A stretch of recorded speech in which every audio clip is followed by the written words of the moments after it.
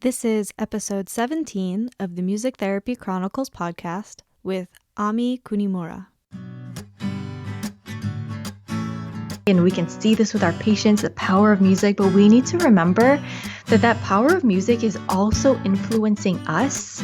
And sometimes that power of music, it might not be something that's refueling us, but that power of music can sometimes be somewhat overwhelming and something that we do need to learn to diffuse when we need to. For example, like after a session, we need to learn how to ground ourselves again or be able to do something to take care of ourselves so that we're not giving every single bit of energy to work and not saving some for ourselves. You're listening to the Music Therapy Chronicles, a podcast about music therapy from a variety of perspectives. Our ambition is to inspire and connect listeners through meaningful conversations, just like a music therapy conference you can listen to anywhere. My name is Tricia and I am a board-certified music therapist from the New England region. If you like what you hear, join our group on Facebook and share your own insights and thoughts about the episodes. You can also connect with us on social media and online at Music Therapy Chronicles. Welcome back to the Music Therapy Chronicles podcast. This week's episode is the remainder of my conversation with Ami Kunimura.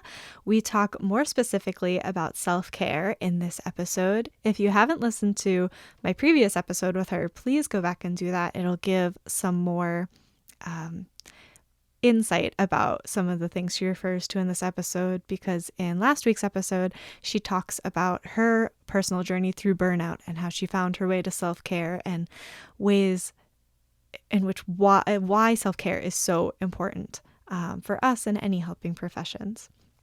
If you're enjoying the podcast, please let us know by writing a review on iTunes or following us on social media, engaging there. Please use our Facebook group to start conversations about the episodes, hear what other people are thinking, ask questions, share your own insight, anything like that.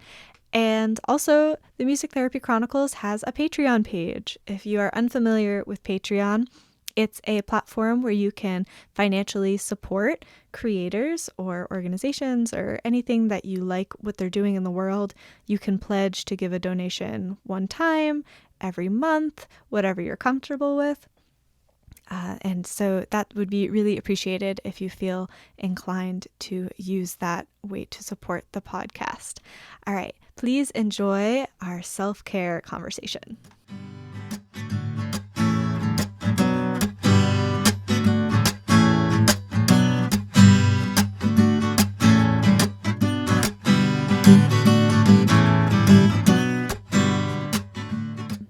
And it's really admirable that you took your thesis and thought, how can I make this more user-friendly? How can I make a bigger impact? And that's really great. Yeah, thank you. And I think that was important to me because at that time I started feeling like, again, there were just certain things I felt like I didn't get as a new professional that I really should have. And that the number one thing was education on self-care and my ebook. And I'm so happy that it's been well received. And it's even become like a required text in undergraduate programs. And, I initially thought this is what I needed as a new professional, but now what I'm realizing is that I should have learned this when I was an undergraduate, like even before internship, because I now even work with people who are experiencing burnout as an intern. And that's something to pay attention to. And so I've sort of made it my personal mission, to get this conversation into the places where it needs to be. And that's in undergraduate programs, that's in continuing education. I try to present at every conference every year. And I have seen this conversation grow, and I do hope it helps other music therapists to talk about this with each other. And I mean, even if this happens in a conversation between two music therapists, just casually, just to bring this up is really helpful, and that it's not something that we're like, hiding from each other or, worse, even hiding from ourselves, because I do think the nature of our work, um, it puts us at risk for burnout because we are able to be in these beautiful musical spaces with clients, whatever that might look like for each one of us. But these musical spaces can be very intimate, they can be very emotional, and that can require a lot of the music therapist. It requires your presence, it requires your patience, it sometimes requires you to face certain things about yourself or remind you of your own pain or your own hardships. And that doesn't have to be a bad thing. It's something that is worth exploring, but I think it's something that we do need to pay attention to because when we are working with the power of music, which we are, and we can use this as advocacy and we can see this with our patients, the power of music, but we need to remember that power of music is also influencing us. And sometimes that power of music, it might not be something that's refueling us, but that power of music can sometimes be somewhat overwhelming and something that we do need to learn to diffuse when we need to. For example, like after a session, we need to learn how to ground ourselves again or be able to do something to take care of ourselves so that we're not giving every single bit of energy to work and not saving some for ourselves. So, what tips do you have for during the day, ways to ground, ways to recenter, ways to bring that self care into our daily lives between sessions? Yeah, that's a great question. So, I do recommend before going to work or before a session, just grounding yourself very quickly. And I'll just walk you through this right now. So, an easy way to ground is just feeling both feet on the floor and like even just thinking, like, I'm thinking my feet are touching the floor. Like, that's a grounding thought because it means your feet, like, for example, right now, my feet are touching the floor of a building. The building is connected to the earth. The earth is connected to everything else. And so it doesn't feel like I'm just like floating in space. So wherever I'm grounded, I'm touching something and my feet are steady. Then what can help is like just using your imagination and using some imagery. What I like to do is picture a tree and just imagining, like, it could be your favorite tree that you've seen somewhere, or it could be just a made up imaginary tree. But the image of a tree can be grounding because you can focus on like the trunk of a tree, a nice steady tree in nature, imagining the roots of the tree just like spreading through the ground. The roots are there to keep it grounded. It keeps it steady in the earth, but the roots are there to bring nourishment up to the tree too. And the tree itself is a powerful symbol of something in nature that's there. It's growing slowly. It's something that's, well, we can think of as being patient. It's something that can be nurturing, but something that needs nurtured and nutrients too, just like us. And then taking a deep breath in and exhaling. So grounding, it can be as simple as that. And, you can sit there with your feet on the ground and your eyes closed for a little bit if you can. But sometimes you don't have the time to do that. Sometimes in between clients, we have time to like just kind of snap back in our body, take a deep breath in, exhale. But something like that is better than nothing. And so at the beginning of the day, I do recommend grounding. I recommend getting hydrated, but really like, I what I like to look at music therapists as is like, what if we treated ourselves like professional athletes do? Because we sort of are. And what I mean by that is that we need our body to function properly to be a music therapist that functions properly. Like, we have a very physical job. And if we're not taking care of our bodies, we can develop things like tendonitis, we can strain our voices, we can hurt our backs, and we need to be very careful about how we're treating our bodies. Our bodies are our most valuable instrument that we are working with. And so when we can give it the proper nutrients and hydration in the morning and the just the proper, just like energetic support with your own, just with your own presence. And way to do that is like with meditation. Maybe just like what I do is I set my timer on my phone for 11 minutes and I force myself to sit there for 11 minutes before doing anything. And that for me mostly means before checking my email is where my worksday starts.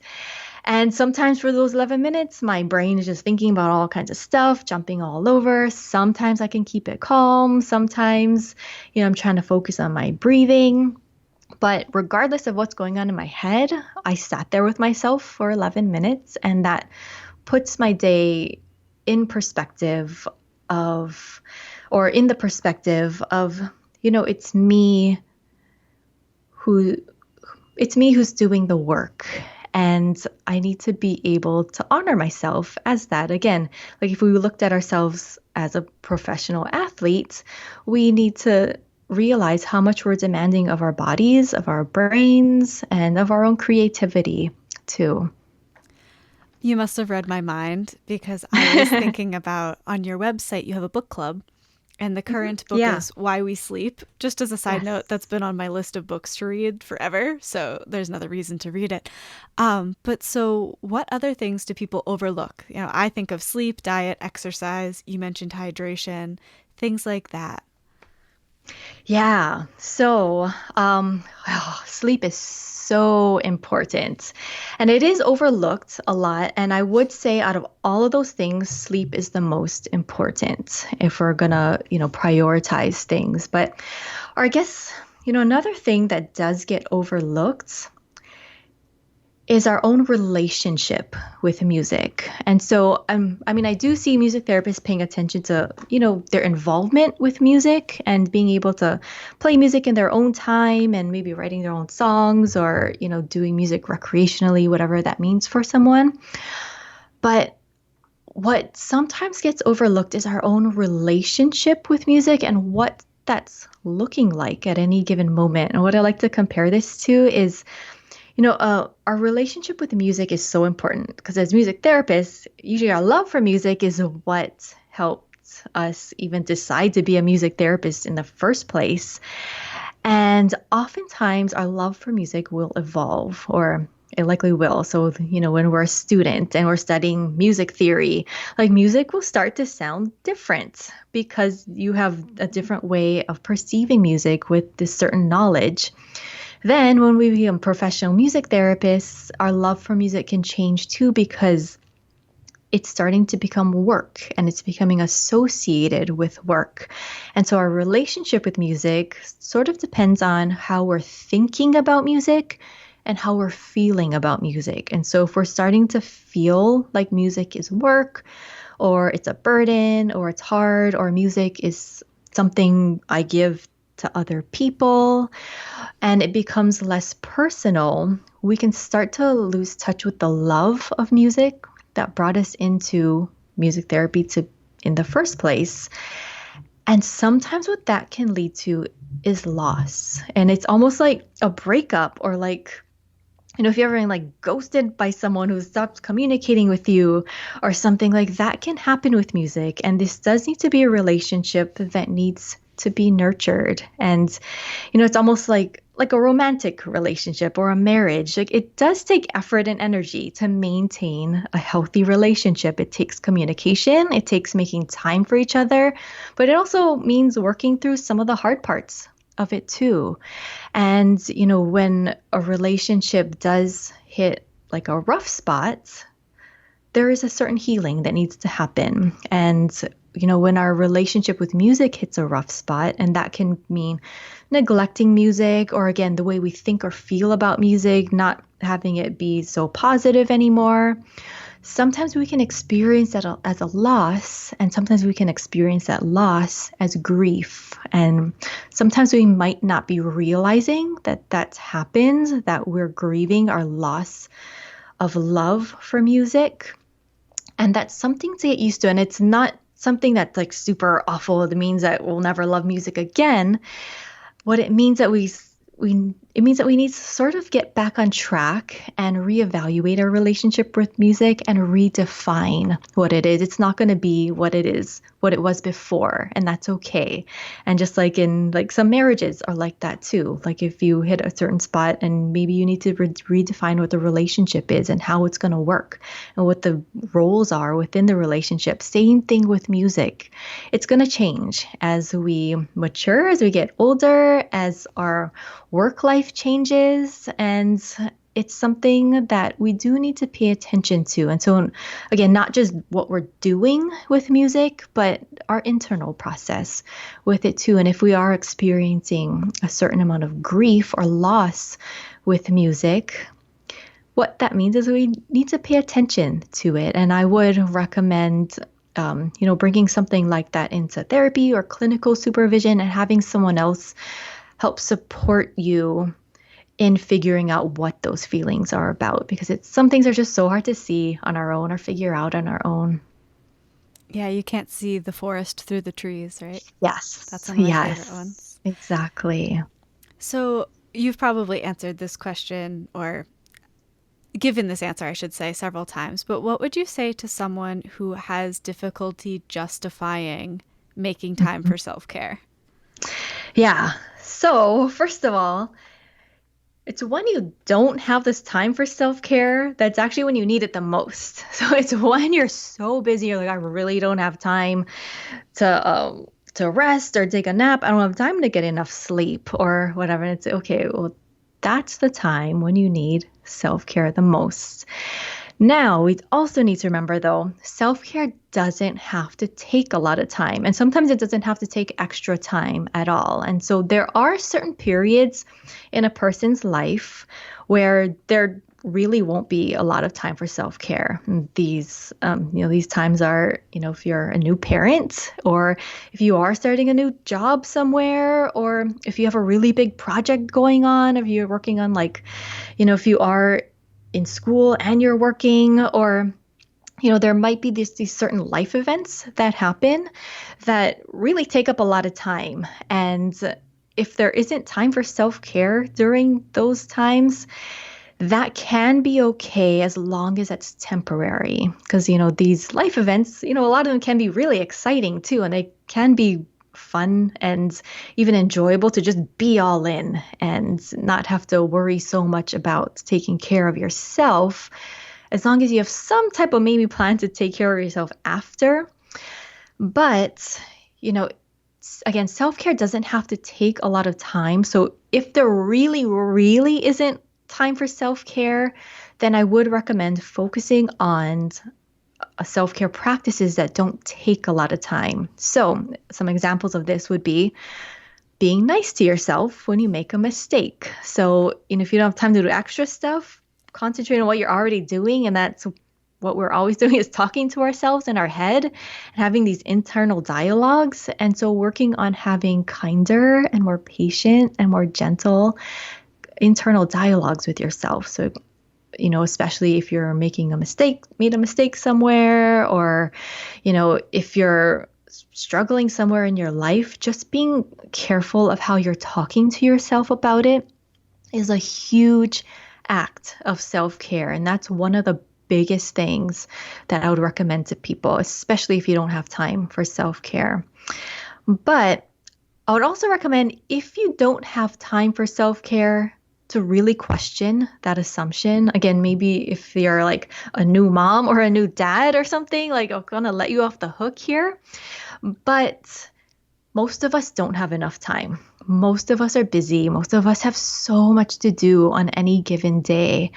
And we do need to be careful about how we're managing our time and how we are giving away our time and how we're giving in to a belief that there's not enough time. And, one way I would challenge people to look at how much time you have is to actually look at how much time you spend scrolling on your phone. And we seem to be able to make time for that, of to look at Instagram or Facebook. And these are not bad things. Like, social media can be very useful, but we seem to be able to make time to do that.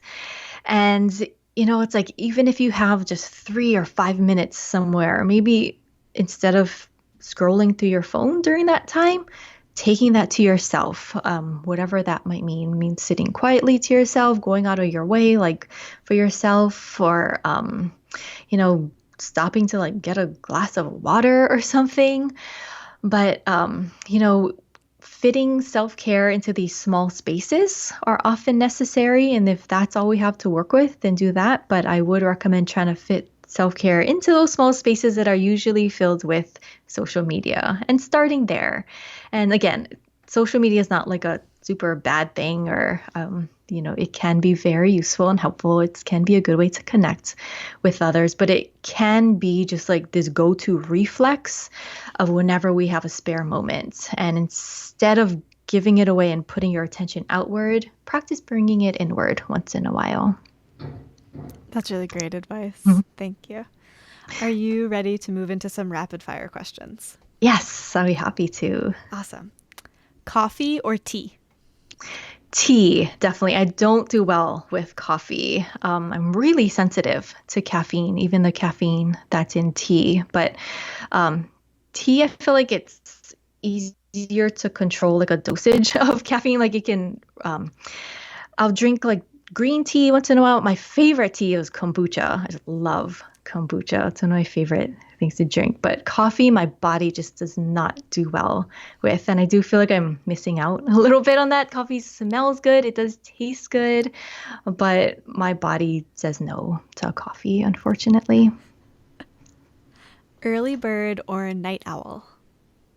Night owl. So it takes me a little while to wake up in the morning for my brain to like boot up. I'm not like a good conversationalist right when I wake up. I usually am like groggy for like an hour, but at night my brain can think clearly. That's when I like talking to people or engaging with people. That's when I can be creative. And actually, that sleep book that we're reading in the book club, Why We Sleep, it's so interesting. It made me feel so much better about being a night owl because I used to, and especially being a business owner, I had this thought like, I need to wake up early and start to get things done and feel productive right away. And you hear about, other business owners waking up at like 4 in the morning and like exercising and all this stuff. And I like tried to do that. It was so difficult for me. And again, that thought came up like, is something wrong with me? Like, am I not motivated? But then in this book, it says, a lot of us are genetically predisposed to a certain temperament, or like to being a night owl or to being an early bird. And I think he said like 30% of the population are early birds. Another 30% are like night owls, and there's other people who are in between. But it's so interesting. He said there was like there's an evolutionary advantage to this. And he said, back in the times when we were, the caveman days, we were living around like a campfire and we're living more like in clans.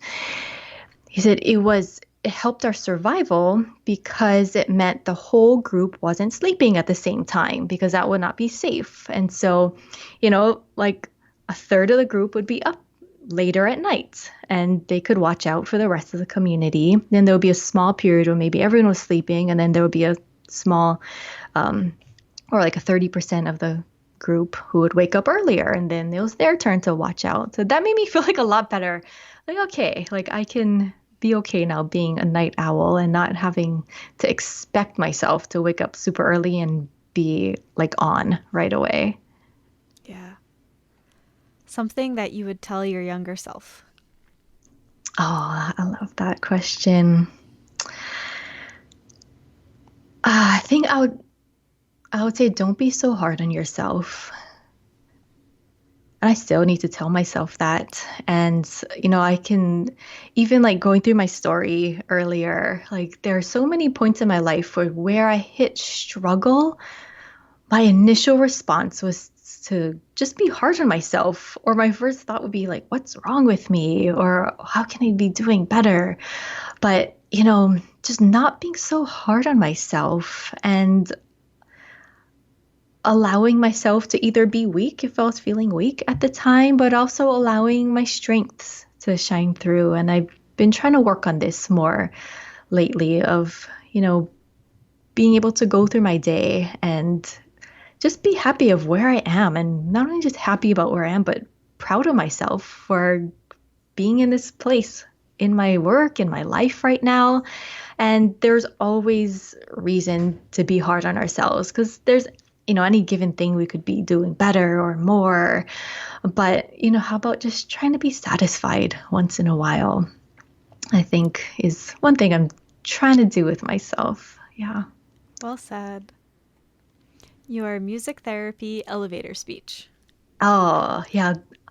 This has changed over the years, especially now that I'm running the Self-Care Institute and I'm not so much trying to get clients into my private practice, but I feel now more like an advocate for music therapy in general. So my elevator speech has switched to being more general, starting general and then getting specific. It used to be starting specific and then getting general. And so, for example, right now it would be like, I'd say, so music therapy is a health profession, and music therapists are credentialed professionals.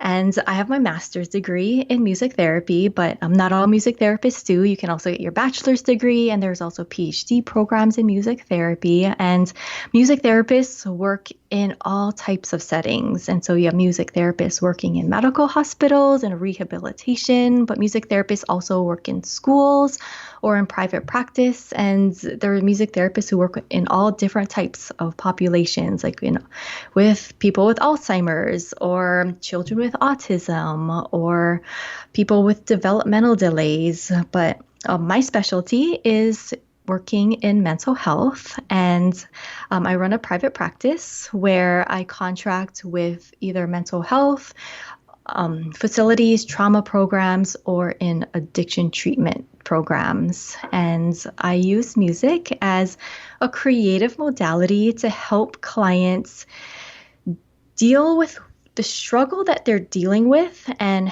to help them approach it in a creative way that they might not be able to see if they're just talking about it with words. But I give them different types of creative tools to help them get through life, whatever that might mean for them. I've worked with people in addiction who have hit rock bottom. And in those cases, we use music to help generate hope within them. And if music can, give them even a teeny tiny bit of hope and get them in touch with, who they see as their support or who they see themselves as a human being, even a little bit of hope and a little bit of seeing their potential can make a difference in their day. But I've also worked with, children who are dealing with mental health issues such as depression and anxiety. And in those situations, we work on helping them with their self-esteem, using music to help them develop their voice, both literally and metaphorically, and helping them understand themselves and their identity. And, music can be such a powerful force to help us get to know each other, to help us get to know ourselves, to help us connect with each other. But most of all, music can help us not feel alone in this world. And when we are able to realize that we're not the only person going through what we're going through, sometimes it can help give us some strength to be able to face life, which is not always easy, but life can be beautiful. It can be really hard too. And same thing goes with music. Music can be beautiful, but for some people, music can be a difficult experience. And as powerful and as wonderful as music can be, music can also be harmful in certain ways. Music can trigger difficult memories. Music can be related to pain. Music can bring up emotions that are hard to feel. And so as a music therapist, it's also part of my job to help someone manage that and to help them through an experience that might be difficult for them and help them in a way that they might not be able to do with themselves or with someone who's not trained to do so. Good one. This one might be hard to answer because of our topic, but your Mhm. favorite self-care practice? Oh, nice. Oh, I have so many. You can name a few. Yeah. Okay. So first, I mean, my number one would be therapy and having my own therapist. And I've been in therapy since the very beginning of my career, and I still am because, even if maybe there isn't a specific problem that I'm dealing with, I'm always going to be a human and having insecurities and, having things to make sense of. But even in therapy, sometimes it's celebrating the good times and, having someone help remind me how far I've come. And it's someone to help me not be so hard on myself. But therapy helps keep things in perspective. And also because I am working with people and I'm helping them with their self care, I'm helping people recover from burnout, or, even in my music therapy clinical work, I'm helping people with mental health disorders or issues or problems. And it's so helpful for me to be a client and to remember what it's like to be a client. And I really believe that I'm a better clinician because I regularly put myself in the seat of being a client. And it can be easy to lose touch with what it feels like to be a client because we're so used to being the therapist and the helper all the time. But when we can practice receiving the help, receiving the support, we can be better givers at that. And so therapy, I would say, just makes a tremendous difference in my life. And it's something I just see as ongoing. And as long as I'm going to be a helping professional, I'm going to hold myself to being in therapy and being regularly being the client. But yeah, therapy is just, it's just not that self-care practice that's always fun or enjoyable. I mean, sometimes it's so hard to like, really face things that either I've been avoiding or facing the harder parts of life. And so I guess a more enjoyable form of self-care that I like, I guess yoga would be one of them. I've been practicing yoga for a long time, and just taking walks outside. I love being able to just take a walk in some fresh air. I like to look at like the farthest point I can possibly see, and it like just helps me expand my awareness of the and just help me feel like more of like a person on this planet Earth rather than just in my own head. That's a good one. I'm going to try that looking at the farthest point. Yeah. Something that is currently adding value to your life. Oh, wow. Let's see. Well, I bought new pillows for my bed. And so I'm reading this sleep book of why we sleep. And so I've been really focused on sleep. And so a couple weekends ago, my husband and I, we took like a short like 2-night vacation to we went up to the mountains. We went to Pine Mountain. We got this Airbnb in this like little cabin. It was so cute and it was in nature and it was quiet and it was in the middle of all these pine trees and it was beautiful. Like the thing I love most about this Airbnb was a bed had like these best pillows and they were so big and comfortable. And I thought, oh my gosh, like I wish I could have these pillows. And I thought, oh, why can't I? So I took off the pillowcase and like I took a picture of the tag on the pillow. So I got home and then I went on Amazon to look for it and I found it. And I was like, these pillows are only $33. Like I was expecting it to be really expensive for some reason because I've bought pillows in the past and I remember it just being expensive and like that's probably why I haven't bought pillows in a long time, but ours are getting so flat and like deflated. I thought, wow, it's a $33. So I ordered two, one for me, one for my husband, and it came. And then so I unpacked it, got it out, and I had such a good night's sleep. And like they just felt so like luxurious and made me I was like so excited to go to sleep that night to use these new pillows. And the funny thing is, the next day another package came from Amazon with two more pillows. But what I didn't realize was that it was actually came in a two pack. And so it was two pillows for $33, and I'd actually ordered four. And I was like, you know what? Why don't I was, expecting to, spend $66 anyway. I was like, no, we're gonna keep these other two pillows. And so we have like these four like big comfy pillows in our bed, and it's changed the way I sleep. I'm so excited to go to sleep now, and it's definitely adding quality to my life, especially thinking about, how many hours I do spend in bed. It's a huge percentage of the day. And so I am trying to work on like a mindset around, being able to provide, or like if there is something I'm spending a lot of time in, like the chair I'm sitting in right now, I do spend now a lot of time at my computer. If a lot of time is involved to getting something that's really quality and not like depriving myself in that way. So yeah, pillows. Your favorite intervention or song to use in a session? Oh yeah. Let's see. Yeah. Oh, so my favorite song to use in a session, it's called Times Like These by the Foo Fighters. And this intervention is one that I thought of in my internship. So I developed this as an intern, and it just kept like it stuck with me through my career. And it's funny, this intervention has been like it's almost like my friend, or like it's like my co-therapist now, and it's really evolved over the years.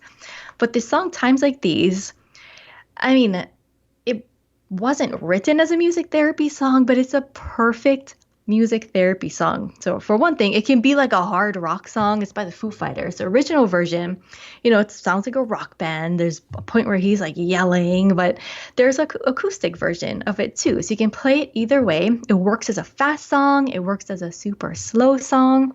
It's a perfect song to do like a song recreation exercise with it, because the verses use these like metaphors, and they're all I statements. The lyrics are like, I am a one-way motorway. I'm a road that drives away and leads you back home. But if you have a client fill in the blanks, they're creating I statements and they're describing themselves. And the song gives an example of like using metaphors to describe yourself, but they don't have to, but it gives a nice example of how to describe yourself in a song. And then the chorus is, it's times like these you learn to love again. It's times like these you learn to live again. And so the chorus is, it's times like these, blank. And someone can fill in the blank. And what they're filling in the blank with is, what they're dealing with in life. And so them being able to describe themselves and then describe life in one song and then recreate the song. But I've done this with individuals. I've done this in groups. The song works with a huge age range. Like adolescents respond well to it, but even adults love it too. And it's also a song that can be like it can be a lullaby, but I've had clients like recreate it as a rap, and it's really amazing how dynamic this song has been. And I also put out an ebook with music therapy interventions, and this is one of them. And so my ebook is called The Harmony Handbook, and it's interventions for music therapists working in mental health settings with adolescents or adults. And this is available at harmonyresource.com. But of all the interventions in that ebook, this is the one I get the most comments on too. People emailing me like, wow, this intervention that works so well. And it's music therapists working in all different types of settings.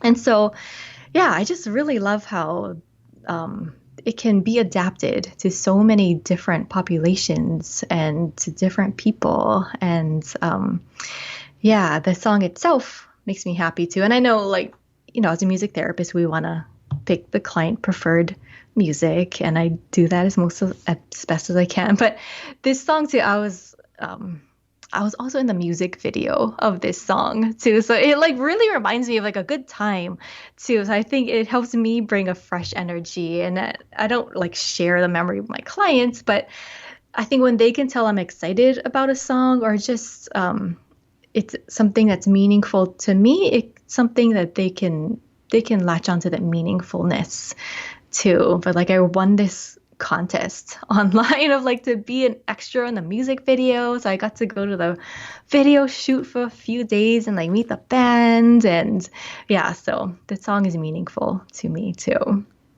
I'll link the music video and everyone will have to watch and see if they Yeah. find you in it. You can't see me, you can't really see me. Like there's a big crowd of people, but I'm in there. That's awesome. Yeah. So, where can people find you, connect with you, all that good stuff? Yes, so I have two websites. So I have harmonyresource.com. This is where you can find my ebooks. This website is specifically geared towards music therapists, and I have some blog articles on there.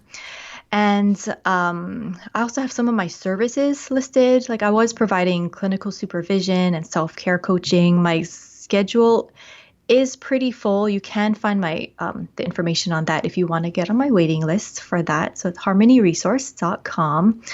And I also run selfcareinstitute.com. So that's where the Self-Care Institute lives. And this is where I have my self-care program, Resilience Over Burnout. Again, this is a 31 CMTE credit program that has been approved by CBMT. And it's a very in-depth self-care program. It's self-paced, so you can take it at your own pace. You don't have to worry about deadlines. You can take as long as you want to complete the program. Everyone who registers has lifetime access to it. So you don't have to worry about being rushed or stressed while doing a self-care program, because that would defeat the purpose. And I also offer like office hour calls through the program, and the program itself can serve as a support to music therapists. But on selfcareinstitute.com, I also I have articles on self-care there that I've written, and that's what I'm really working on developing right now. And you can also find me on social media. On Instagram, I'm Ami Kunimura. And Facebook, same thing. I also have Facebook pages for my businesses, but you can find those links through my websites. Awesome. Thank you so much for making the time to talk with me today. I agree with you that this topic needs to be discussed more. Yes. Yeah. So thank you for talking about it too. And yeah, like I just binge listen to this podcast. It's wonderful, but I love how you are taking a self-care angle in your conversations. And I really appreciate you asking these questions, Tricia. Thank you. Thank you so much. You're welcome. Well, enjoy the rest of your day. Make some time to ground yourself and drink some water before you move on to the next thing. Yes. So be kind to yourself, everyone. And Tricia, thank you so much. Bye. Bye.